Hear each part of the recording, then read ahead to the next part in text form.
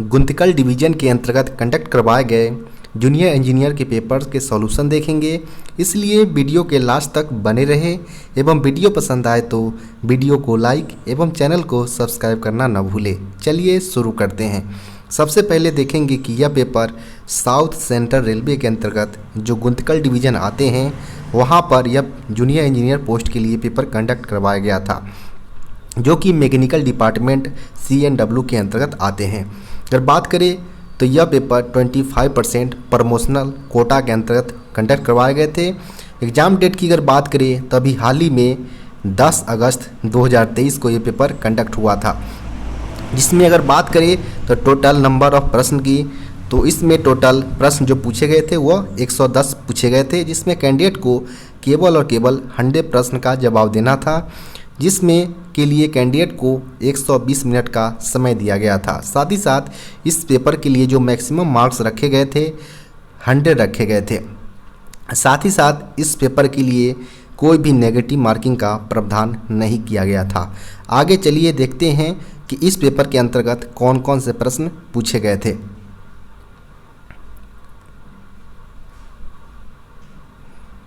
पहले प्रश्न की बात करें, the minimum permissible wheel gauge of passenger broad gauge coaching stock is, यानी ब्रॉड गेज कोचिंग स्टॉक का न्यूनतम अनुमेय व्हील गेज कितना होता है वो यहाँ पर पूछे गए हैं। तो व्हील गेज की अगर बात करें तो व्हील गेज जो होता है वह 1600 + 2 - 1 mm होता है, लेकिन यहाँ पर हमसे प्रश्न में मिनिमम पूछा गया है न्यूनतम, तो न्यूनतम के केस में यह 1599 हो जाएगा इसका सही उत्तर। तो यहाँ पर ऑप्शन नंबर C यहाँ पर सही उत्तर होंगे। नेक्स्ट प्रश्न यहाँ पर है, the other name of pilot valve for passenger coaching vehicle, यानी पैसेंजर कोचिंग व्हीकल के लिए पायलट वाल्व का अन्य नाम कौन सा होगा। तो अन्य नाम अगर बात करें पायलट वाल्व की तो वह होता है passenger emergency alarm signal device, जिसका शॉर्ट फॉर्म होता है PASD, यानी ऑप्शन नंबर B इसका सही उत्तर हो जाएगा। नेक्स्ट प्रश्न की बात करें यहाँ पर तो what is the period for periodic overhauling of departmental coach except ART और ARME, यानी ART और ARME को छोड़कर जो डिपार्टमेंटल कोचेज होते हैं उनके पीरियोडिक ओवरहॉलिंग का अंतराल कितना होता है। तो इसका सही उत्तर हो जाएगा 48 मंथ्स। ऑप्शन नंबर C यहाँ पर सही उत्तर होगा।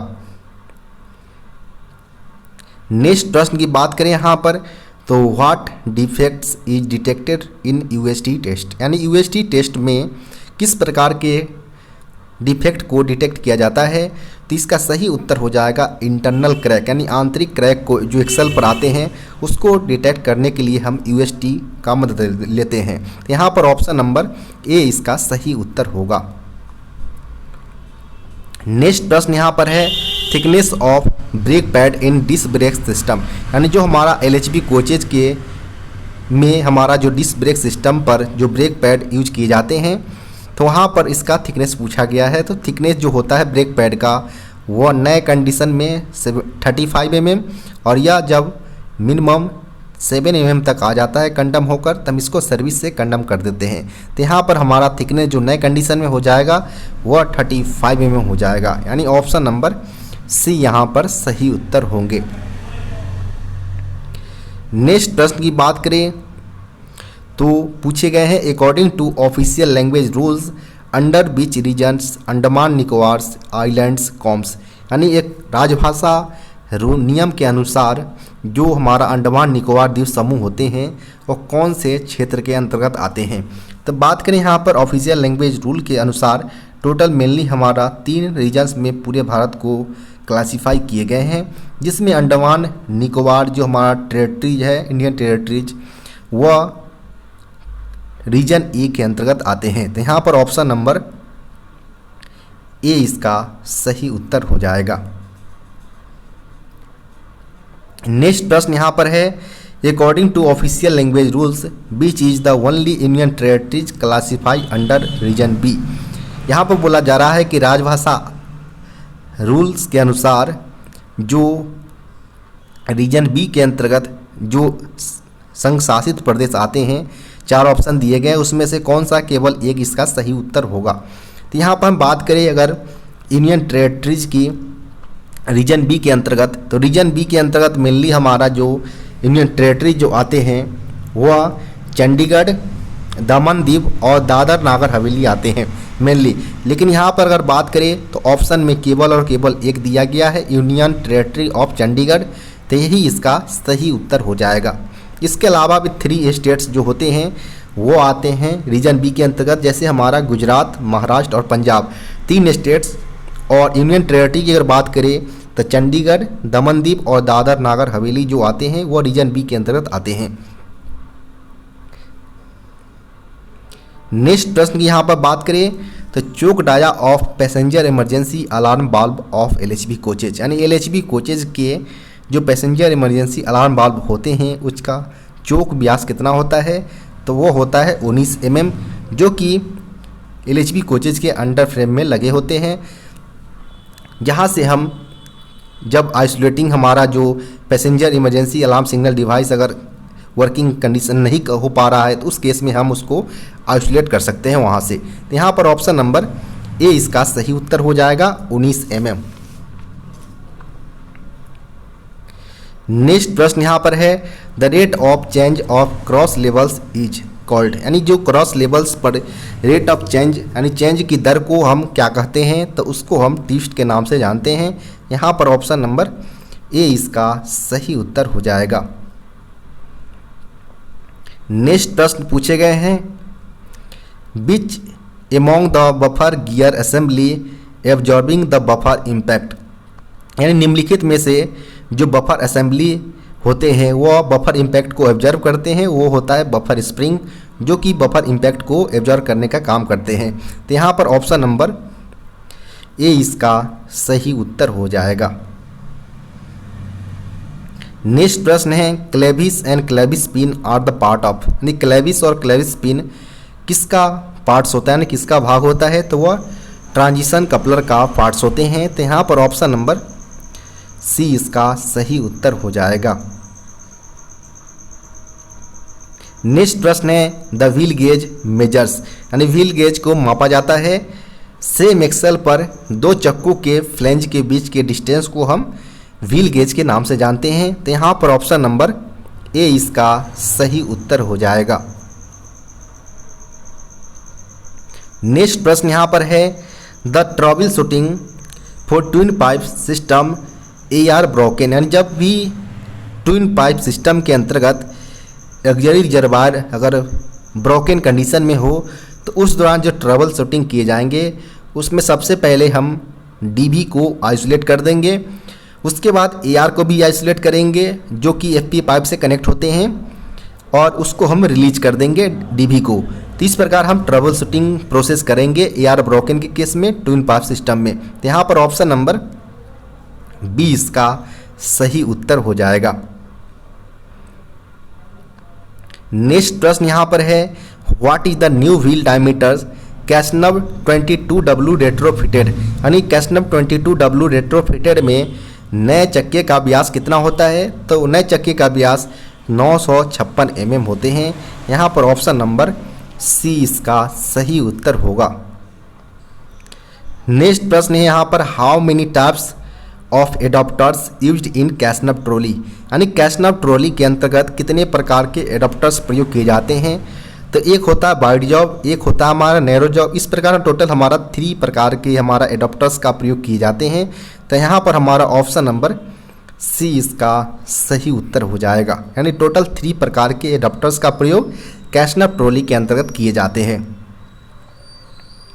नेक्स्ट प्रश्न यहाँ पर है in ICF coaches the maximum height from rail level top of the roof is, यहाँ पर बोला जा रहा है कि आईसीएफ कोचेज में जो रूफ होता है कोचेज का उसका मैक्सिमम हाइट रेल लेवल से कितना होगा टॉप तक का, वो होगा टोटल 4025 mm। यहाँ पर ऑप्शन नंबर ए इसका सही उत्तर हो जाएगा। नेक्स्ट प्रश्न की बात करें यहाँ पर braking distance of LHB coaches from a speed of 160 kmph each, यानी जब भी एलएचबी कोचेज का स्पीड अगर 160 किलोमीटर तक होगा तो उस कंडीशन में जो ब्रेकिंग डिस्टेंस होंगे वो मिनिमम 1200 मीटर्स का रिक्वायरमेंट होता है, यानी 1200 मीटर्स उसको रोकने के लिए चाहिए डिस्टेंस। लेकिन यहाँ पर अगर बात करें हम तो ऐसा कोई भी ऑप्शन में दिया गया नहीं है, तो यहाँ पर हम option number D none of the above इसका सही उत्तर लेंगे। नेक्स्ट प्रश्न यहाँ पर है, how many speed sensor have been provided in LHB wheel. LHB coaches के अंतर्गत जो हमारा स्पीड सेंसर लगे होते हैं स्पीड को सेंस करने के लिए, वो कितने पर कोचेज लगे होते हैं वो यहाँ पर पूछे गए हैं। तो यहाँ पर अगर बात करें हम तो प्रत्येक एक्सल पर हमारा एक एक स्पीड सेंसर लगे होते हैं और सबका स्पीड सेंसर का कनेक्शन हमारा माइक्रो प्रोसेसर को सेंस करके भेजते हैं। तो इस प्रकार हमारा पर coaches number of speed sensor 4 हो जाएगा, यानी ऑप्शन नंबर सी यहाँ पर सही उत्तर होगा। नेक्स्ट प्रश्न है, height of centre line of coupler from rail level under tare condition of LHB coaches. यानी एलएचबी कोचेज के केस में जो एच टाइप कपलर जो प्रयोग किए जाते हैं वो खाली स्थिति में जो हाइट होंगे सीबीसी का वो कितना होगा, तो वो होगा 1105 से लेकर 1090 के बीच इसका रेंज होना चाहिए। तो यहाँ पर हमारा ऑप्शन नंबर ए इसका सही उत्तर हो जाएगा, 1105 प्लस 0 माइनस 15 mm। नेक्स्ट प्रश्न यहाँ पर है, at what interval for SS3 of all type LHB coaches. यानी एलएचबी कोचेज के केस में जो सॉफ्ट शेड्यूल 3 किए जाते हैं उसका अंतराल कितने अंतराल पर कराए जाते हैं। तो यहाँ पर हम बात करें सॉफ्ट शेड्यूल 3 की, तो यह 72 मंथ्स या 24 लाख किलोमीटर्स जो भी पहले हो उस बेसिस पर इसको SS3 कराए जाते हैं। यहाँ पर आप देख पा रहे हैं कि ऐसा भी कोई भी ऑप्शन में दिया गया नहीं है, 72 मंथ्स या 24 लाख, यहाँ पर सारे ऑप्शन गलत हो जाएगा। नेक्स्ट प्रश्न यहाँ पर है, which type of roller bearing is used in LHB coaches. यानी एलएचबी कोचेज के अंतर्गत किस प्रकार के रोलर बियरिंग का प्रयोग किया जाता है। तो एलएचबी कोचेज में CTRB यानी कार्टेज टेपर रोलर बियरिंग का प्रयोग किए जाते हैं। तो यहाँ पर ऑप्शन नंबर सी इसका सही उत्तर हो जाएगा। नेक्स्ट प्रश्न है, the fire extinguishers used in AC LHB coaches. यानी AC LHB कोचेज में जो अग्निशामक यंत्र प्रयोग किए जाते हैं वो किस प्रकार के होते हैं। तो वो होते हैं DCP टाइप यानी ड्राई केमिकल पाउडर टाइप, या जो भी हमारा A क्लास, B क्लास या C या D क्लास जितने भी प्रकार के फायर टाइप्स होते हैं उनको बुझाने में सक्षम होते हैं। यहाँ पर ऑप्शन नंबर बी इसका सही उत्तर हो जाएगा, DCP टाइप। नेक्स्ट जो प्रश्न है, transportation code of LHB power car coach. यानी LHB पावर कार जिसे हम ब्रेकवान बोलते हैं या जनरेटर कार बोलते हैं, उस कोच के लिए हमारा ट्रांसपोर्टेशन कोड जो होता है वो होता है LWLRRM। यानी यहाँ पर ऑप्शन नंबर डी इसका सही उत्तर हो जाएगा। नेक्स्ट प्रश्न है, SR। यहाँ पे SR को आप स्पीड रिस्ट्रिक्शन से डिनोट करें, यानी speed restriction imposed for permitting broken primary spring in LHB coaches. यानी LHB कोचेज में अगर प्राइमरी स्प्रिंग अगर फट जाता है या ब्रोकन हो जाता है तो उस कंडीशन में हम जो स्पीड रिस्ट्रिक्शन देते हैं गाड़ी को चलने के लिए परमिट करते हैं वो स्पीड होता है 95 किलोमीटर पर आवर। इससे ज़्यादा आप उसको नहीं चला सकते हैं। तो यहाँ पर ऑप्शन नंबर सी इसका सही उत्तर हो जाएगा, 95 kmph।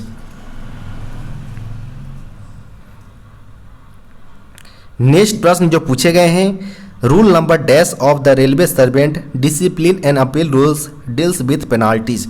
यानी यहाँ पर बोला जा रहा है कि रेल सेवक अनुशासन एवं अपील नियम जो कि 1968 में लाया गया था, तो इसमें पूछा जा रहा है कि कौन सा रूल पेनाल्टी से, दंड से डिनोट किया जाता है। तो इसका सही उत्तर हो जाएगा ऑप्शन नंबर ए, रूल नंबर 6 जो कि डील करता है पेनाल्टी से, यानी ऑप्शन नंबर ए इसका सही उत्तर हो जाएगा।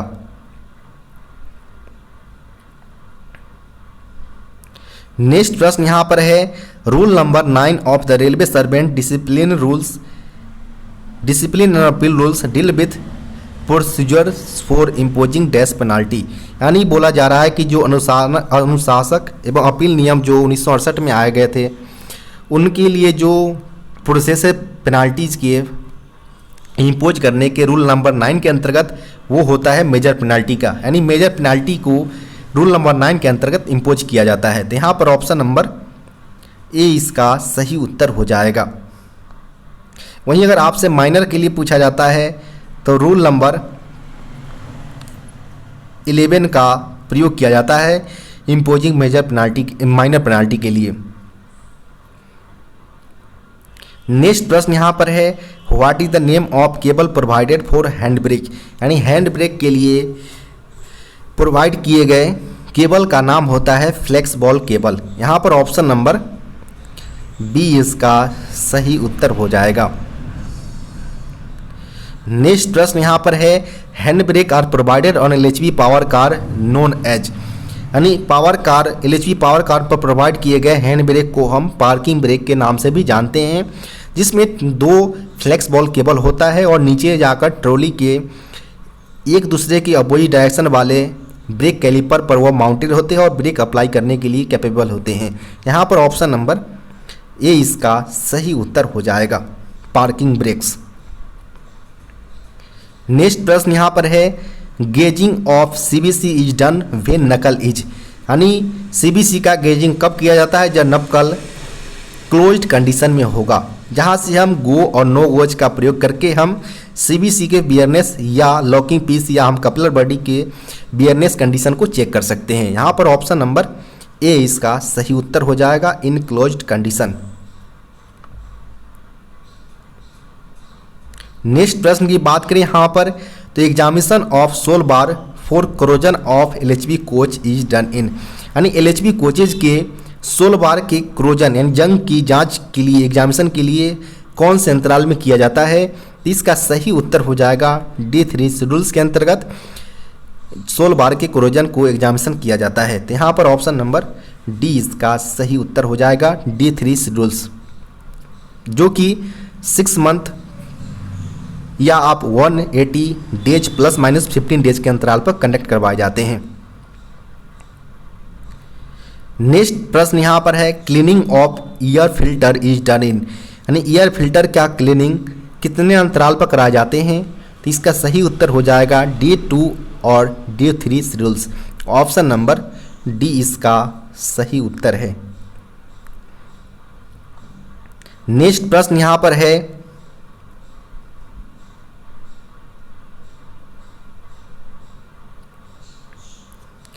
Type of steel used for construction of BCNHL wagon. यानी BCNHL वैगन को कंस्ट्रक्ट करने के लिए किस प्रकार के स्टील का प्रयोग किया जाता है, तो इसका सही उत्तर होगा स्टेनलेस स्टील। यहाँ पर ऑप्शन नंबर ए इसका सही उत्तर हो जाएगा। नेक्स्ट प्रश्न यहाँ पर है, encashment of LAP up to dash days shall not be exceed in entire career. यानी यहाँ पर बोला जा रहा है कि कर्मचारी अगर LAP का यानी लीव ऑन एवरेज पे का अगर नकदीकरण करवाते हैं तो पूरे सर्विस काल में कितने दिन से ज़्यादा एक्सीड नहीं करना चाहिए। तो टोटल 6 टाइम्स वह अपने LAP का इनकैशमेंट यानी नकदीकरण करवा सकते हैं और वह प्रत्येक टाइम 10 LAP मैक्सिमम, यानी एक बार में केवल 10 LAP का नकदीकरण करवा पाएंगे।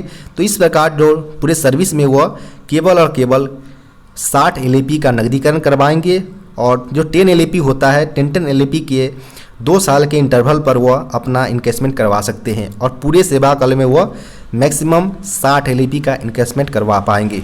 तो यहाँ पर जो ऑप्शन नंबर होगा वो ऑप्शन नंबर बी इसका सही उत्तर हो जाएगा, 60 डेज LAP। नेक्स्ट जो प्रश्न पूछे गए हैं, railway servant who is under WRILL is not entitled to earn dash. यहाँ पर बोला जा रहा है कि रेलवे सर्वेंट जो कि WRILL के अंतर्गत अगर हो तो वो किस प्रकार के छुट्टी को अर्न करने के लिए इंटाइटल नहीं होंगे। तो यहाँ पर अगर बात करें WRILL का, तो उस केस में यह फुल फॉर्म होता है work related illness and injury leave, यानी जो ड्यूटी के दौरान जो इंजरी या इलनेस होता है उसके लिए यह WRILL दिया जाता है कर्मचारी को। तो यहाँ पर अगर बात करिए तो उस दौरान अगर कर्मचारी अगर WRILL के अंतर्गत अगर होगा तो वह LAP या HLAP को अर्न नहीं कर सकता है। तो यहाँ पर ऑप्शन नंबर C इसका सही उत्तर हो जाएगा। यह बताया गया है RBE लेटर 64/2019 के अंतर्गत यह बताया गया है, जहाँ से आप इसको देख सकते हैं। नेक्स्ट प्रश्न यहाँ पर है appeal against classification of employment can be made, यानी यहाँ पर बोला जा रहा है कि जो एम्प्लॉयमेंट होता है क्लासिफिकेशन उसके अगेंस्ट अगर अपील करना हो तो वो किया जा सकता है रीजनल लेबर कमिश्नर के अगेंस्ट। तो यहाँ पर ऑप्शन नंबर C इसका सही उत्तर हो जाएगा। नेक्स्ट प्रश्न यहाँ पर है in place of riveting is used in BCNHL wagon, यानी BCNHL वैगन में रिबेटिंग के स्थान पर किस प्रकार का बोल्ट का प्रयोग किया जाता है। तो इसका सही उत्तर हो जाएगा हक बोल्टिंग का प्रयोग किया जाता है BCNHL वैगन के अंतर्गत। तो यहाँ पर ऑप्शन नंबर B इसका सही उत्तर हो जाएगा। नेक्स्ट प्रश्न की अगर बात करें यहाँ पर, तो जो नेक्स्ट प्रश्न जो पूछे गए हैं कि type of centre pivot provided in BCNHL wagon, यानी BCNHL वैगन के अंतर्गत किस प्रकार के सेंटर पिवेट प्रयोग किए जाते हैं। तो इसका सही उत्तर हो जाएगा flat type centre pivot. Option number B इसका सही उत्तर हो जाएगा।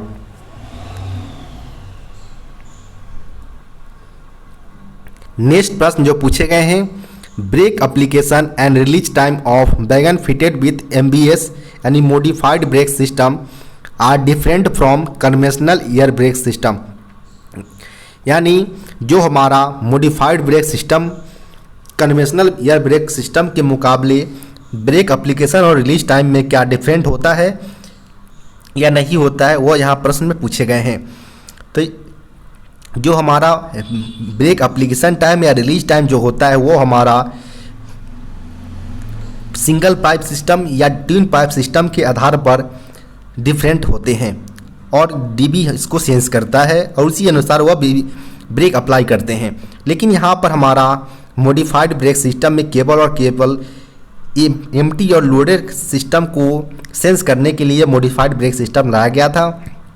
इससे ब्रेक एप्लीकेशन या रिलीज टाइम पर कोई भी इफेक्ट नहीं पड़ेगा। यहाँ पर ऑप्शन नंबर B इसका सही उत्तर हो जाएगा। ऑप्शन नंबर B फॉल्स हो जाएगा स्टेटमेंट, यानी मॉडिफाइड ब्रेक सिस्टम या कन्वेंशनल ब्रेक सिस्टम में कोई भी डिफरेंट नहीं है ब्रेक एप्लीकेशन और रिलीज टाइम के रिगार्डिंग।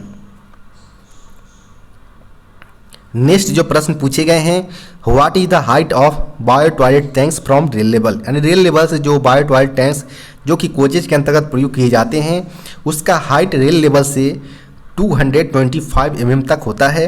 यहाँ पर ऑप्शन नंबर D इसका सही उत्तर हो जाएगा। नेक्स्ट जो प्रश्न पूछे गए हैं the axle load of BOXN BCN बोबार और BTPN वैगन, यानी जो हमारा BTPN या बॉक्सन या BCN वैगन प्रयोग किए जाते हैं उसका एक्सल लोड कितना होता है। तो एक्सल लोड की अगर बात करें हम तो एक्सल लोड होता है 20.32 टन, यानी ऑप्शन नंबर यहाँ पर B इसका सही उत्तर हो जाएगा। नेक्स्ट जो प्रश्न है what is the axle load of कैसनव trolley except Casnub 22HS, यानी कैसनव 22HS को छोड़कर जो कैसनव ट्रॉली होते हैं उसका एक्सल लोड होता है 22.9 टन, यानी ऑप्शन नंबर B इसका सही उत्तर हो जाएगा। नेक्स्ट प्रश्न है the privilege pass eligibility for daughter of railway employees, यानी रेलवे कर्मचारी के डॉटर यानी पुत्री के केस में जो प्रिविलेज पास का एलिजिबिलिटी होता है वो कितने ईयर्स तक वो उसमें एलिजिबल होंगे। तो डॉटर के केस में कोई भी एज लिमिट नहीं रखा गया है रेलवे प्रशासन द्वारा।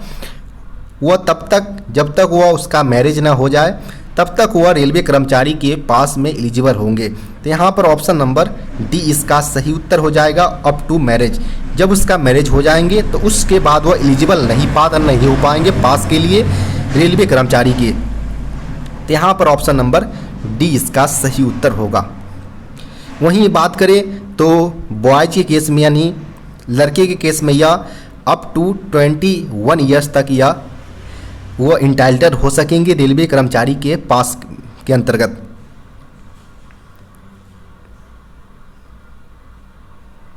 नेक्स्ट जो प्रश्न है, minimum regular service is required for railway employees to get eligibility for post retirement complimentary passes, यानी जो पोस्ट रिटायरमेंट कम्प्लीमेंट्री पास के लिए एलिजिबल होने वाले रेलवे कर्मचारी को मिनिमम कितने ईयर्स की सर्विस देना होगा।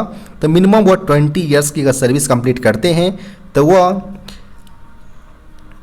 सेवानिवृत्ति के बाद वह पोस्ट रिटायरमेंट कम्प्लीमेंट्री यानी PRCP के लिए वह पात्र होंगे। नेक्स्ट प्रश्न यहाँ पर है, what type of side mirror are fitted in कैसनव 22 बोगीज, यानी कैसनव 22 W बोगीज के अंतर्गत साइड मिरर किस प्रकार के प्रयोग किए जाते हैं। तो इसका सही उत्तर हो जाएगा रोलर टाइप, ऑप्शन नंबर ए यहाँ पर सही उत्तर होगा। नेक्स्ट प्रश्न है, what is the condemning or wear limit of narrow or wide jaw adapter crown lugs, यानी नैरो या wide jaw crown lugs adapter crown lugs के लिए जो कंडमिंग या बियर लिमिट होता है वो कितना होता है। तो वो होता है 4 mm। यहाँ पर ऑप्शन नंबर बी इसका सही उत्तर हो जाएगा। नेक्स्ट जो प्रश्न है, कंडमिंग साइज ऑफ इलास्टोमेरिक पैड, यानी EM पैड के बारे में यहाँ पर पूछा जा रहा है। ऑफ कैसनव बोगी, यानी कैसनव बोगी के इलास्टोमेरिक पैड का कंडमिंग यानी निंदनीय जो साइज होता है वो कितना होता है। तो वो होता है 42 mm। यहाँ पर ऑप्शन नंबर सी यहाँ पर सही उत्तर हो जाएगा। वहीं अगर आपसे न्यू कंडीशन में इलास्टोमेरिक पैड का अगर साइज पूछा जाता है तो वो होता है 46 mm। नेक्स्ट जो प्रश्न है, nominal dimension of side mirror rubber pad for कैसनव बोगी, यानी कैसनव बोगी के लिए जो साइड मिरर रबर पैड प्रयोग किए जाते हैं उसका नॉमिनल डायमेंशन होता है 114 mm। यहाँ पर ऑप्शन नंबर ए इसका सही उत्तर हो जाएगा। और यह जब घटकर इसका साइज 109 mm हो जाता है तब उस कंडीशन में इसको कंडम कर देते हैं। नेक्स्ट जो प्रश्न है, Indian standards specification of lubricant used to lubricant centre pivot of कैसनव trolley, यानी कैसनव ट्रॉली के सेंटर पिवेट को लुब्रिकेट करने के लिए जो लुब्रिकेंट प्रयोग किए जाते हैं इंडियन स्टैंडर्ड का वो होता है IS 495, जिसमें हम ग्रेफाइट फ्लेक का प्रयोग करते हैं सेंटर पिवेट को लुब्रिकेट करने के लिए। तो यहाँ पर ऑप्शन नंबर ए इसका सही उत्तर हो जाएगा। IS 495 वेरिएंट्स का हम ग्रेफाइट फ्लेक्स प्रयोग करते हैं सेंटर पिवेट को लुब्रिकेट करने के लिए कैसनव ट्रॉली के अंतर्गत। नेक्स्ट प्रश्न यहाँ पर है, new dimension of friction shoes base blocks of कैसनव बोगी, यानी कैसनव बोगी के जो फ्रिक्शन सूज बेज ब्लॉक प्रयोग किए जाते हैं उसका नया डायमेंशन कितना होगा। तो नए डायमेंशन की अगर बात करें तो यह 61 mm होता है। तो यहाँ पर ऑप्शन नंबर डी इसका सही उत्तर हो जाएगा। वहीं अगर बात करें जब यह घटकर 54 mm पर आ जाता है तो हम इसको सर्विस से कंडम कर देते हैं। नेक्स्ट प्रश्न यहाँ पर है, nominal free height of outer spring of कैसनव बोगी इन एक्सेप्ट HS, यानी HS ट्रॉली बोगी को छोड़कर जो कैसनव ट्रॉली में हमारा आउटर स्प्रिंग प्रयोग किए जाते हैं उसका नॉमिनल फ्री हाइट होता है 260 mm, यानी ऑप्शन नंबर यहाँ पर ए इसका सही उत्तर हो जाएगा। जब यह घटकर 245 mm यानी 245 mm पर आ जाता है तब इसको सर्विस से कंडम कर देते हैं। नेक्स्ट प्रश्न यहाँ पर है, what is the transition coupling और बेबी कपलिंग यूज्ड, यानी ट्रांजिशन और बेबी कपलिंग का प्रयोग कब किया जाता है। तो हम यह जब जो ट्रांजिशन या बेबी कपलिंग का प्रयोग करते हैं वह सीबीसी और स्क्रू कपलिंग को कपल करने के लिए यानी कनेक्ट करने के लिए हम इसका यूज करते हैं। तो यहाँ पर ऑप्शन नंबर डी इसका सही उत्तर हो जाएगा। नेक्स्ट प्रश्न यहाँ पर है, standard buffer projection from head stock is, यानी हेड स्टॉक से स्टैंडर्ड बफर प्रोजेक्शन जो होगा वो 635 mm होगा, यानी ऑप्शन नंबर बी इसका सही उत्तर होगा। वहीं अगर बात करें मिनिमम बफर प्रोजेक्शन का, तो मिनिमम जो बफर प्रोजेक्शन होता है वो 584 यानी 584 mm तक होते हैं। नेक्स्ट प्रश्न यहाँ पर है, परमिसिबल डायमीटर ऑफ नक्कल पिवट पिन, यानी नक्कल पिवट पिन का परमिसिबल डायमीटर होता है वो होता है 39.5 mm, यानी यहाँ पर ऑप्शन नंबर सी इसका सही उत्तर हो जाएगा। वहीं अगर बात करें न्यू सेंटर पिवट नकल पिवट पिन का अगर इसका परमिसिबल डायमीटर का तो वो होता है 41.28 mm न्यू कंडीशन में। वहीं जब यह घटकर 39.5 mm तक आता है तब यहाँ तक हम उसको परमिट कर सकते हैं। नेक्स्ट जो प्रश्न है, standard dimension of shank bear plate for AAR coupler, यानी AAR कपलर के लिए शैंक बियर प्लेट का स्टैंडर्ड डायमेंशन होता है वो कितना होता है। तो स्टैंडर्ड डायमेंशन होता है 6 mm, यानी ऑप्शन नंबर सी इसका सही उत्तर हो जाएगा। नेक्स्ट प्रश्न यहाँ पर है, as per watering committee recommendations the rate of flow at the delivery end of a hydrant should be more than, यानी यहाँ पर बोला जा रहा है कि वाटरिंग कमेटी रिकमेंडेशन के आधार पर जो रेट ऑफ फॉलो होता है डिलीवरी एंड का हाइड्रेंट का, यानी हाइड्रेंट के डिलीवरी एंड के जो फॉलो का रेट होता है वो किससे ज़्यादा होना ही चाहिए। मोर देन तो वो होना चाहिए 100 लीटर्स पर मिनट से ज़्यादा होना चाहिए। तो यहाँ पर ऑप्शन नंबर बी इसका सही उत्तर हो जाएगा।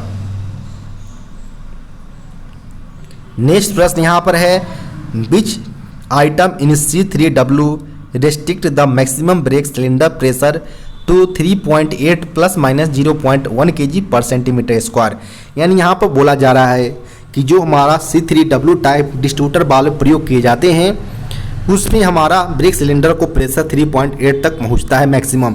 तो यह मैक्सिमम लिमिट को कौन प्रकार रखता है, किससे ज़्यादा प्रेशर ब्रेक सिलेंडर के अंतर्गत नहीं जाना चाहिए। तो वह इसको लिमिटिंग जो वाल्व होता है, लिमिटिंग डिवाइस होता है हमारा डिस्ट्रीब्यूटर वाल्व के अंतर्गत, वो इसको मैक्सिमम लिमिट जो होता है 3.8 का वो इसको बनाए रखता है। तो यहाँ पर ऑप्शन नंबर जो होगा वो ऑप्शन नंबर सी इसका सही उत्तर हो जाएगा। इसके अलावा भी डीबी के अंतर्गत हमारे कटअप वाल्व होते हैं वो सीआर को चार्जिंग के लिए प्रयोग किए जाते हैं। चेक वाल्व होता है वो एआर को चार्जिंग करते हैं। साथ ही साथ जो हमारा मेन वाल्व का चोक होते हैं जिसके सहारे हमारा ऑक्सिलरी रिजर्वायर का प्रेशर ब्रेक सिलेंडर के अंतर्गत जाता है, यानी सारे अलग अलग जो पार्ट्स होते हैं उनका अलग अलग फंक्शन होता है डीबी के अंतर्गत।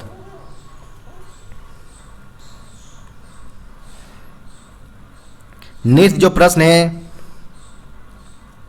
What is the condition of dB when it's handle in vertical condition, यानी यहाँ पर बोला जा रहा है कि जब डीबी का हैंडल वर्टिकल कंडीशन में होगा, वर्टिकल पोजीशन में, तो उसका जो कंडीशन होगा वो वर्किंग कंडीशन को इंडिकेट करेगा, यानी यहाँ पर ऑप्शन नंबर डी इसका सही उत्तर होगा। नेक्स्ट प्रश्न है, when is the empty load box device put in loaded condition, यानी बोला जा रहा है कि जो हमारा एम्प्टी लोड बॉक्स डिवाइस होता है उसको हम लोडेड कंडीशन में कब रखते हैं। तो जब उसका ग्रॉस वेट होता है वह 42.5 टन से ज़्यादा अगर हो जाता है तो उस कंडीशन में हम एम्प्टी लोड डिवाइस को लोडेड कंडीशन में रखते हैं। तो यहाँ पर ऑप्शन नंबर बी इसका सही उत्तर हो जाएगा। ग्रॉस वेट जब वह 42.5 टन या एभव अगर क्रॉस करता है तो उस कंडीशन में हम एम्प्टी लोड डिवाइस को लोडेड कंडीशन में रखेंगे। नेक्स्ट जो प्रश्न है, how many angle cocks provided in vehicle in twin pipe system. And twin pipe system में जैसे ये हमारा पी पाइप है, ये हमारा बीपी पाइप है, दोनों एंड पर हमारा एक एक एंगल कॉक लगे होते हैं। तो इस प्रकार टोटल हमारा 2 बीपी और 2 एफपी लगा होता है, यानी टोटल 4 एंगल कॉक का प्रयोग किया जाता है ट्विन पाइप सिस्टम के अंतर्गत। तो यहाँ पर जो हमारा सही उत्तर होगा वो ऑप्शन नंबर सी इसका सही उत्तर हो जाएगा। नेक्स्ट प्रश्न यहाँ पर है, the en route brake power percentage of mail trains should be. यानी मेल ट्रेन्स का इनरूट ब्रेक पावर परसेंटेज कितना होना चाहिए, तो मिनिमम 90% होना चाहिए इनरूट के केस में। यहाँ पर ऑप्शन नंबर डी इसका सही उत्तर होगा। नेक्स्ट प्रश्न यहाँ पर है, in air brake system of coach the following is fitted. यानी अगर वह ईयर ब्रेक सिस्टम कोचेज का होगा तो इसमें हमारा एक बीपी पाइप होना चाहिए, एक एफपी पाइप होगा और 2 डट कलेक्टर लगा होगा, एक एफपी के लिए और एक बीपी के लिए हमारा, जिसको उसको डट कलेक्ट करके उसको आगे की प्रक्रिया के लिए भेजेगा। तो यहाँ पर हमारा ऑप्शन नंबर सी इसका सही उत्तर हो जाएगा। एक ब्रेक पाइप, एक फीड पाइप और 2 डट कलेक्टर। नेक्स्ट प्रश्न यहाँ पर है, ऑक्सिलरी रिजर्वायर इज असिस्टिंग इन। यानी जो ऑक्सिलरी रिजर्वायर होता है वो असिस्ट करता है जो ईआर का प्रेशर है उसको ब्रेक सिलेंडर में भेजने में। तो यहाँ पर ऑप्शन नंबर है, ऑप्शन नंबर सी इसका सही उत्तर हो जाएगा।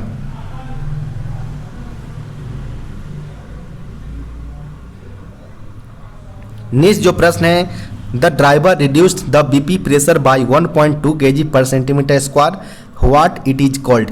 यानी यहाँ पर बोला जा रहा है कि अगर लोको पायलट के द्वारा ब्रेक पाइप प्रेशर अगर 1.2 से ड्रॉप किया जाता है तो उसको हम फुल सर्विस एप्लीकेशन के नाम से जानेंगे। यानी 1 से लेकर अगर वो 1.5 तक ड्रॉप करता है तो उसको फुल सर्विस एप्लीकेशन के रेंज में रखा जाता है। तो यहाँ पर ऑप्शन नंबर ए इसका सही उत्तर हो जाएगा। नेक्स्ट प्रश्न यहाँ पर है, what does the vertical yellow colour line at the end corner of a coach indicates. यानी कोच के एंड बॉडी कॉर्नर पर अगर yellow colour line vertical colour में अगर नोटेड हो तो वह एंटी टेलीस्कोपिक कोच बॉडी को इंडिकेट करता है। यहाँ पर ऑप्शन नंबर बी इसका सही उत्तर हो जाएगा। नेक्स्ट प्रश्न यहाँ पर है, how many emergency windows are provided in AC, ICF और आरसीएफ कोचेज। यानी एसी, आईसीएफ और आरसीएफ कोचेज के अंतर्गत कितने प्रकार के कितने इमरजेंसी विंडोज लगे होते हैं, तो टोटल 4 विंडो लगे होते हैं। यहाँ पर ऑप्शन नंबर सी इसका सही उत्तर हो जाएगा। नेक्स्ट जो प्रश्न पूछे गए हैं, what is the periodicity of pOH for newly built BOXN wagon. यानी नए बने बॉक्सन वैगन का पीरियोडिक ओवरहॉलिंग की आवश्यकता 6 वर्ष पर किया जाता है, यानी 72 मंथ्स के अंतराल पर। यहाँ पर ऑप्शन नंबर डी इसका सही उत्तर हो जाएगा। नेक्स्ट जो प्रश्न पूछे गए हैं, the revised maximum payload of NMG coaches are. यानी NMG new modified goods coaches का रिवाइज्ड मैक्सिमम पेलोड्स रखा गया है वो 9.2 टन रखा गया है। यहाँ पर ऑप्शन नंबर सी इसका सही उत्तर हो जाएगा। नेक्स्ट जो प्रश्न पूछे गए हैं, कैजुअल लीव यानी CL shall not be combined with any other kind of leave since it is not a dash. यहाँ पर बोला जा रहा है कि सीएल को किसी भी प्रकार के लीव के साथ कंबाइंड नहीं किया जा सकता क्योंकि यह रिकॉग्नाइज्ड लीव नहीं होता है। यहाँ पर ऑप्शन नंबर सी इसका सही उत्तर हो जाएगा, रिकॉग्नाइज्ड लीव।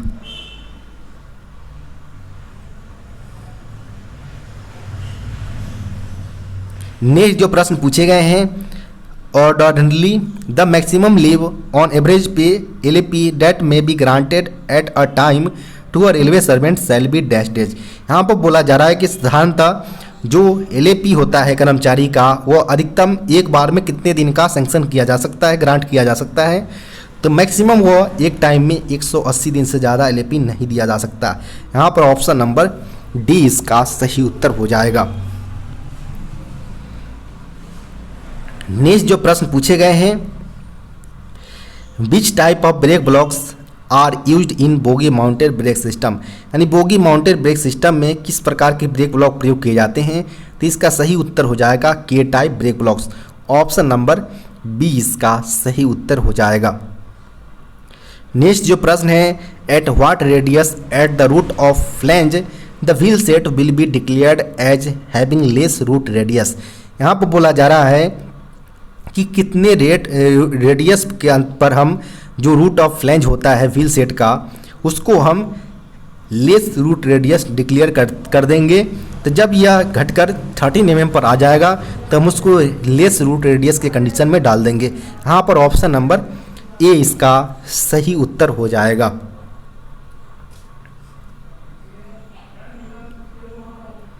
नेक्स्ट जो प्रश्न पूछे गए हैं, initially the 16.25 tonne axle load bogie is used in coach only. यहाँ पर बोला जा रहा है कि शुरुआत में 16.5 टन का जो एक्सल लोड वाले बोगी प्रयोग किए जाते थे कोचेज में, केवल और केवल AC कोचेज के लिए प्रयोग किए जाते थे। तो यहाँ पर ऑप्शन नंबर बी इसका सही उत्तर हो जाएगा। नेक्स्ट जो प्रश्न है, brake accelerator is connected to, यानी ब्रेक एक्सीलेटर किससे कनेक्ट होता है। तो यह ब्रेक पाइप से कनेक्ट होता है और यह एक इमरजेंसी ब्रेक एप्लीकेशन डिवाइस है। यहाँ पर ऑप्शन नंबर बी इसका सही उत्तर हो जाएगा। नेक्स्ट जो प्रश्न पूछे गए हैं, PESD provided in LHB can reset. यहाँ पर बोला जा रहा है कि जो passenger emergency alarm signal device LHB coaches में प्रोवाइड होते हैं उसको रीसेट किया जा सकता है जहाँ से उसको चैन पुलिंग किया गया हो, यानी from the point where chain pulled. Option number C इसका सही उत्तर हो जाएगा। नेक्स्ट जो प्रश्न पूछे गए हैं,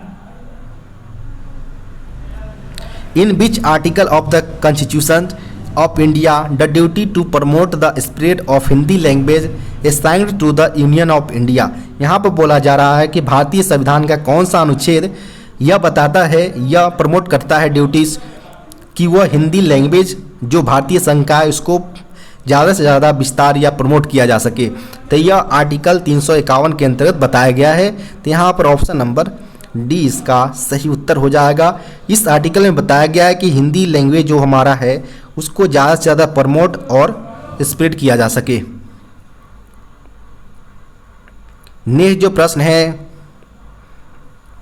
location of isolating cocks provided in PESD LHB coaches, यानी जो LHB कोचेज का passenger emergency alarm signal device होते हैं उसमें जो आइसोलेटिंग कॉक्स कहाँ लगा होता है। तो passenger emergency alarm signal device के अंतर्गत कोई भी आइसोलेटिंग कॉक्स नहीं लगा होता है।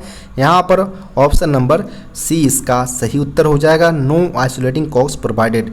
इसके स्थान पर हमारे जो पैसेंजर इमरजेंसी अलार्म बाल्ब जो अंडर गियर में लगे होते हैं LHB कोचेज के अंतर्गत, वहाँ पर 19 mm का हमारा चोक डाया होता है जिसके पहले हमारा एक आइसोलेटिंग कॉक्स लगा होता है। नेक्स्ट जो प्रश्न पूछे गए हैं, वेट ऑफ LHB बोगी, यानी LHB बोगी का जो वेट होता है, भार होता है, वो कितना होता है। तो वो होता है 6.92 टन, यानी यहाँ पर ऑप्शन नंबर बी इसका सही उत्तर हो जाएगा। नेक्स्ट जो प्रश्न पूछे गए हैं, yellow points is provided on the axle box indicated for, यानी जो हमारा एक्सेल बॉक्सेस पर येलो पॉइंट्स जो हमारा प्रोवाइड किए होते हैं वो इंडिकेट करता है जहां पर हम जो एक्चुअल टेम्परेचर होता है बियरिंग का उसको मेजर कर सके, उसको यह इंडिकेट करता है, यानी the location where actual temperature of bearing can be measure. Option number B इसका सही उत्तर हो जाएगा। नेक्स्ट प्रश्न की यहाँ पर बात करें तो wheel tapping is done to detects, यानी व्हील टैपिंग किया जाता है किस प्रकार को डिटेक्ट करने के लिए, तो कोई भी चक्के या कहीं पर हमारा किसी भी प्रकार का हेयर क्रैक्स हो उसको डिटेक्ट करने के लिए हम व्हील टैपिंग करते हैं। यहाँ पर ऑप्शन नंबर ए इसका सही उत्तर हो जाएगा, यानी चक्के पर किसी प्रकार के क्रैक्स को पता लगाने के लिए व्हील टैपिंग की जाती है। नेक्स्ट प्रश्न यहाँ पर है the tooth head belt is provided on, यानी टूथ हेड बेल्ट जो होता है वो प्रोवाइड किया जाता है वेस्टिबल डोर्स पर केवल। यहाँ पर ऑप्शन नंबर सी इसका सही उत्तर हो जाएगा।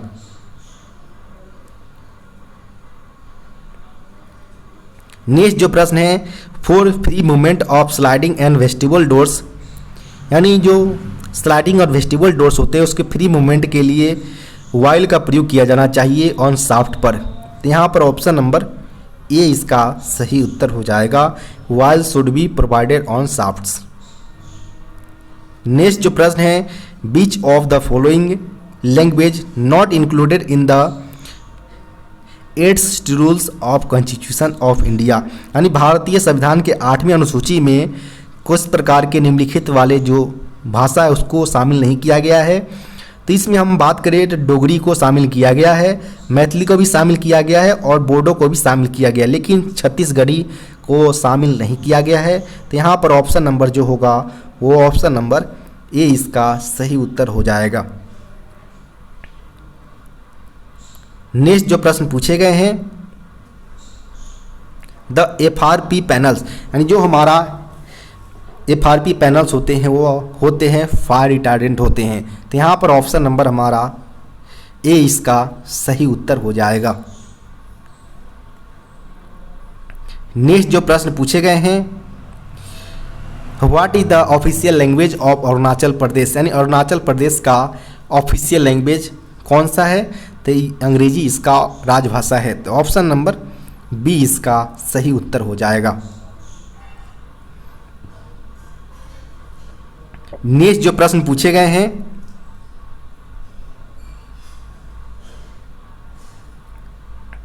Maximum how many artist can participate in Hindi drama competition, यानी हिंदी ड्रामा कंपटीशन के अंतर्गत मैक्सिमम कितने आर्टिस्ट को भाग लिया जा सकता है, तो इसका सही उत्तर हो जाएगा maximum 21 artist. Option number D इसका सही उत्तर हो जाएगा। नेक्स्ट जो प्रश्न है CTG यानी कंपोजिट ट्रांसफ़र ग्रांट जो है उसके अंतर्गत जो पेमेंट प्रोवाइड करवाया जाता है लास्ट मंथ्स बेसिक का, वो कितना करवाया जाता है जब कर्मचारी का कंपोजिट ट्रांसफ़र किया जाता है। तो यहाँ पर ऑप्शन नंबर बी इसका सही उत्तर हो जाएगा। उसका लास्ट मंथ के बेसिक पे का 80% किया जाता है पेमेंट जब उसको कंपोजिट ट्रांसफ़र किया जाता है। और कंपोजिट जो ट्रांसफ़र होते हैं वो एडमिनिस्ट्रेटिव ग्राउंड पर किया जाता है कर्मचारी का, और उसके जो पुराने स्टेशन होते हैं वहाँ से मिनिमम 20 किलोमीटर डिस्टेंस पर अगर उसका अगला पोस्टेड किया जाता है एडमिनिस्ट्रेटिव ग्राउंड पर, तो उसको कर्मचारी को कंपोजिट ट्रांसफ़र ग्रांट दिया जाता है जो कि लास्ट मंथ बेसिक का 80% होता है। नेक्स्ट प्रश्न की अगर बात करें तो dash form is used for nomination of inquiry officer, यानी इंक्वायरी ऑफिसर्स के नॉमिनेशन के लिए किस प्रकार का स्टैंडर्ड फॉर्म का प्रयोग किया जाता है। तो जब भी इंक्वायरी ऑफिसर का नॉमिनेशन करवाना हो तो उसमें हम SF7 यानी स्टैंडर्ड फॉर्म 7 का प्रयोग किया जाता है। यहाँ पर ऑप्शन नंबर बी इसका सही उत्तर हो जाएगा। वहीं SF1 ऑर्डर ऑफ सस्पेंशन है, SF2 डिम्ड सस्पेंशन और SF5 issuing chargesheet for major penalty के तौर पर यूज किया जाता है। नेक्स्ट जो प्रश्न है कि the appeal shall be preferred to any higher seniority other than the dash, यानी यहाँ पर बोला जा रहा है कि अपील को प्रिफेयर किया जाना चाहिए हायर अथॉरिटी को किसके अलावा।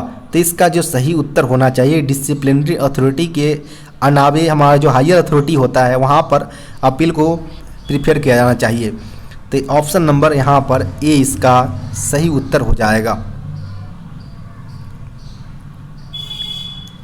नेक्स्ट जो प्रश्न है year ending pass validity period up to, यानी जो साल के अंत में जो अगर हम 31 दिसंबर को कोई पास बनाते हैं लास्ट में तो उसका जो वैलिडिटी पीरियड होता है वो अगले साल 30 मई तक मैक्सिमम रहता है। तो यहाँ पर हमारा ऑप्शन नंबर डी सी इसका सही उत्तर हो जाएगा, 30 मई। और जो इसका जो मैक्सिमम 5 मंथ्स तक इसका वैलिडिटी रहता है पासेज का। तो इस डेट से इस डेट का पीरियड के बीच 5 मंथ्स आ जाते हैं। इस प्रकार वह 30 मई को इसके वैलिडिटी है वह अंत कर दिए जाते हैं। नेक्स्ट जो प्रश्न पूछे गए हैं, with privilege pass in mail or express train how many persons can travel in case of level 6 and above non gazetted employees. यानी यहाँ पर बोला जा रहा है कि लेवल 6 या उसके ऊपर के नॉन गजेटेड कर्मचारी को कितने पर्सन्स ट्रैवल कर सकते हैं मेल और एक्सप्रेस में विथ प्रिविलेज पासेज। तो अगर वह केवल मेंबर उसके है फैमिली मेंबर, तो सारे ऑल एलिजिबल मेंबर उसके पासेज के अंतर्गत सफ़र कर सकते हैं। तो यहाँ पर ऑप्शन नंबर ए इसका सही उत्तर हो जाएगा।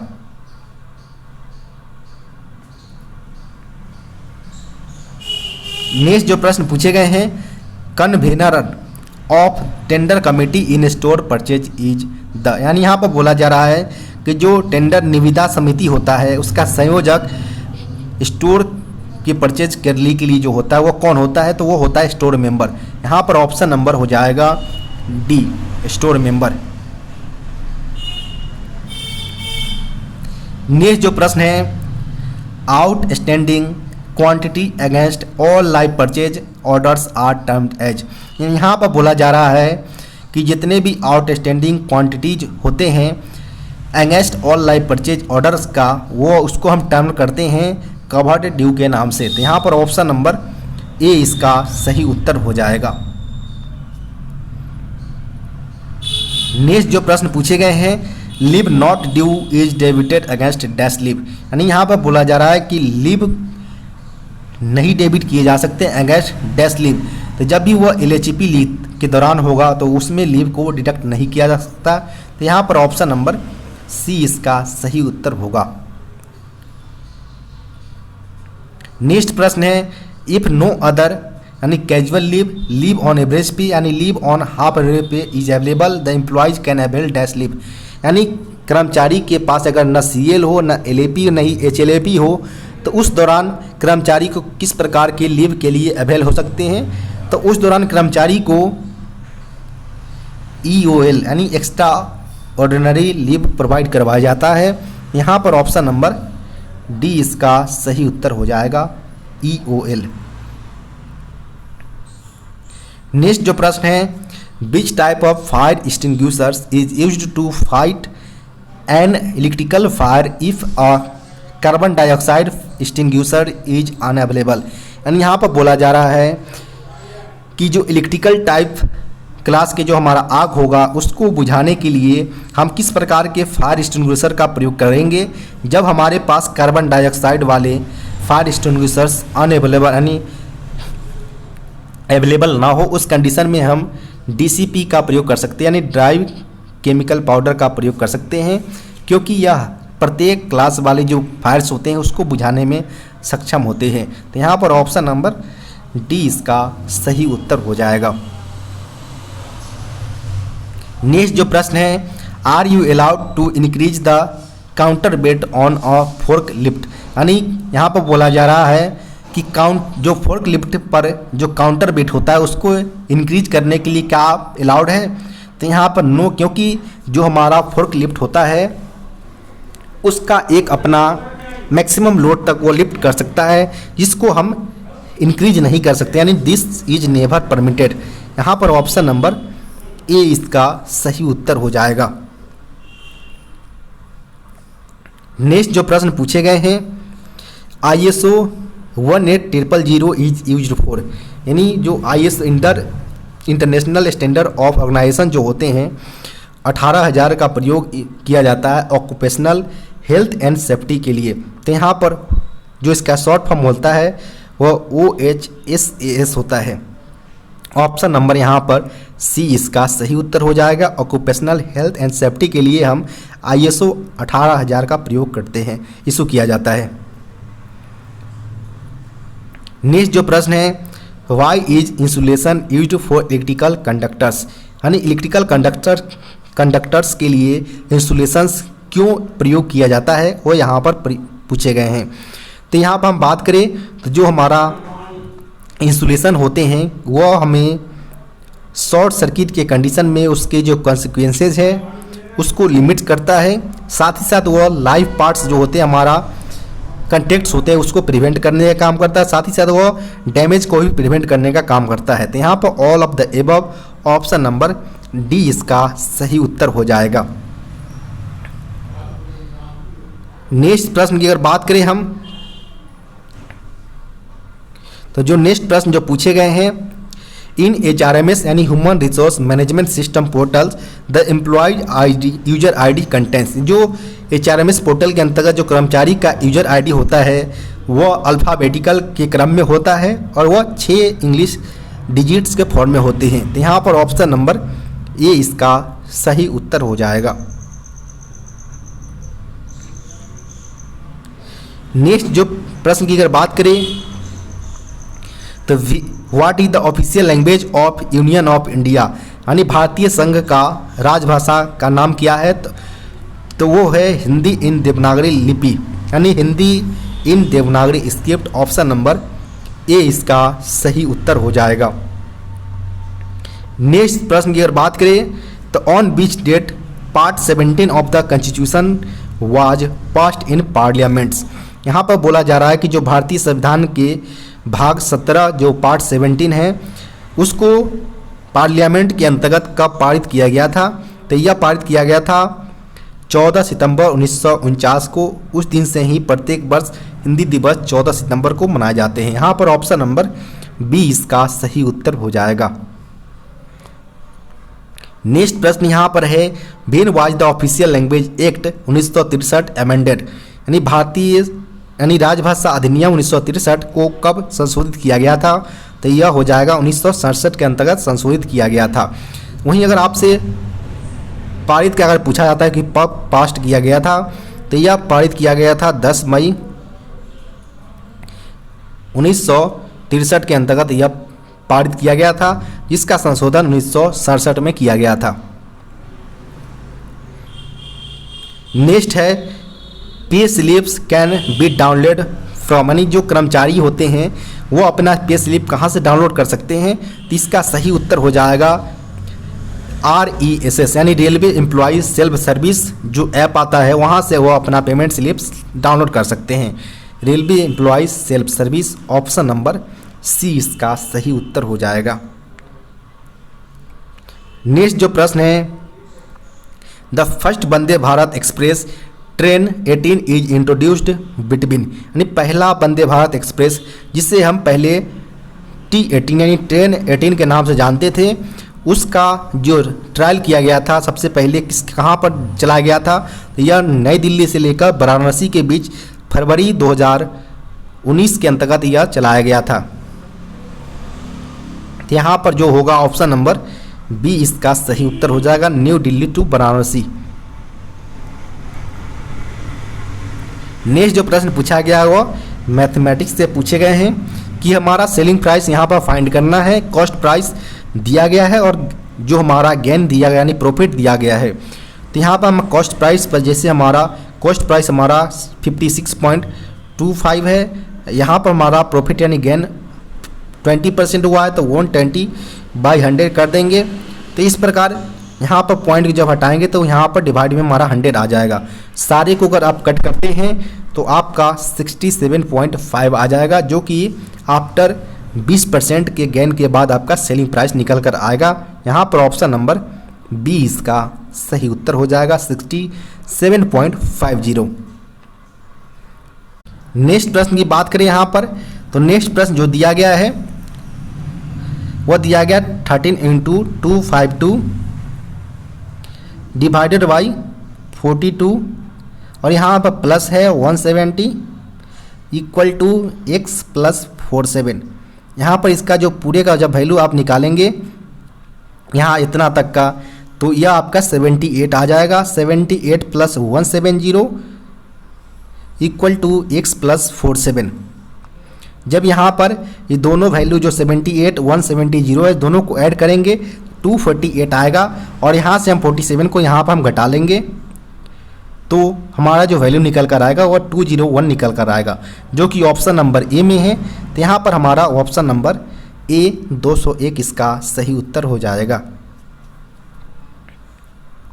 नेक्स्ट जो प्रश्न है 3456 डिवाइडेड बाई 12 डिवाइडेड बाई 8। जब भी दो प्रकार के आपका डिवाइड दिया गया हो तो दोनों को डिनोमिनेटर में आप पुट करें। तो सबसे पहले यहाँ पर हम 3 4 5 6 रखेंगे और 12 इंटू 8 हमारा हो जाएगा। जब आप सारे को कट लगाएंगे तो आपका जो वैल्यू निकल कर आएगा वो 36 आ जाएगा। तो यहाँ पर आपका जो सही उत्तर होंगे वो ऑप्शन नंबर बी इसका सही उत्तर होगा 36। नेक्स्ट जो प्रश्न पूछे गए हैं, who was the chairman of second official language commission, यानी सेकेंड राजभाषा आयोग का अध्यक्ष कौन थे। तो सेकेंड की अगर पहले की अगर बात करें तो पहले जब इसका गठन किया गया था 7 जून 1955 को, तो उस समय इसके अध्यक्ष बीजी खेर थे। लेकिन यहाँ पर सेकेंड ऑफिशियल लैंग्वेज कमीशन आयोग का चेयरमैन पूछा गया जिसमें लाल बहादुर शास्त्री है जो कि नहीं है, गुलजारीलाल नंदा भी नहीं है। तीनों जो दिया गया ABC ऑप्शन में वो कहीं ना कहीं अलग अलग ड्यूरेशन के दौरान भारत के प्रधानमंत्री रह चुके हैं। तो यहाँ पर ऑप्शन नंबर डी इसका सही उत्तर हो जाएगा, नन। नेक्स्ट जो प्रश्न पूछे गए हैं, the register maintain by store accounts for stores budget control is called, यानी यहाँ पर बोला जा रहा है कि स्टोर अकाउंट्स के स्टोर बजट कंट्रोल के लिए जो स्टोर डिपार्टमेंट के द्वारा जो रजिस्टर मेंटेन किया जाता है उसे हम लियाबिलिटी रजिस्टर के नाम से जानते हैं। तो यहाँ पर ऑप्शन नंबर बी इसका सही उत्तर हो जाएगा। इसके अलावा लास्ट जो प्रश्न पूछे गए हैं इस पेपर के अंतर्गत UDM स्टैंड्स फॉर, यानी UDM का अर्थ होता है यूजर डिपोर्ट मॉड्यूल। इसका प्रयोग किया जाता है कि जो हमारा यूजर डिपार्टमेंट होते हैं उनके द्वारा वेरियस मटेरियल को अप्लाई या उसको मैनेजमेंट कर एक्टिविटी के लिए इस प्रकार के UDM पोर्टल को लाया गया था। तो यहाँ पर ऑप्शन नंबर डी इसका सही उत्तर हो जाएगा, user deport module. Option number D यहाँ पर सही उत्तर हो जाएगा। आपको वीडियो कैसा लगा कमेंट बॉक्स में बताना न भूलें। साथ ही साथ वीडियो को लाइक्स एवं चैनल को सब्सक्राइब करें। इसके अलावा आपके पास भी कोई ऐसा पेपर है तो डिस्क्रिप्शन बॉक्स में दिए गए व्हाट्सएप नंबर पर अपना पेपर भेज सकते हैं। धन्यवाद।